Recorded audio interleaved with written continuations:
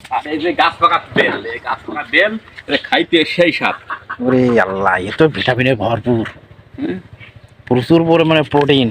এই যে প্রোটিন, এই যে গাছ পাকা বেল খাইতে যেন সেই স্বাদ, আমার কাছে যেন সেই স্বাদ লাগে। এই এত স্বাদ কেন?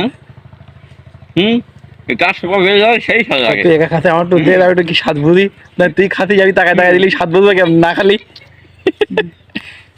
গাছ পাকা খোসা সহ খাইতে সেই স্বাদ লাগে। এতে আটটু নে খা।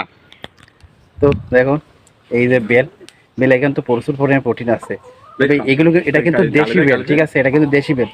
আর এই যে দানা বা বিচি যেটা বলি, এর ভিতরে এই যে যেটা আছে এটা কিন্তু আরো বেশি প্রোটিন।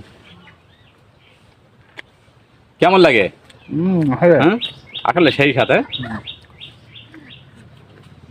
যখন ওই যে আর গাছ কিন্তু ওই যে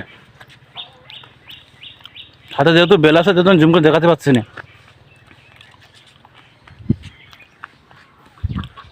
আর বাবু কিন্তু এই বেলগুলো পেরেছে।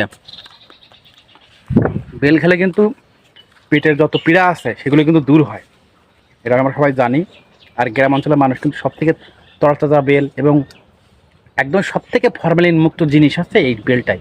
এতে কোনো বিষ বা কোনো প্রকার কীটনাশক ব্যবহার করা হয়নি, সম্পূর্ণ ফ্রেশ একটা বেল, যেটা আমাদের স্বাস্থ্যের জন্য অত্যন্ত ভালো।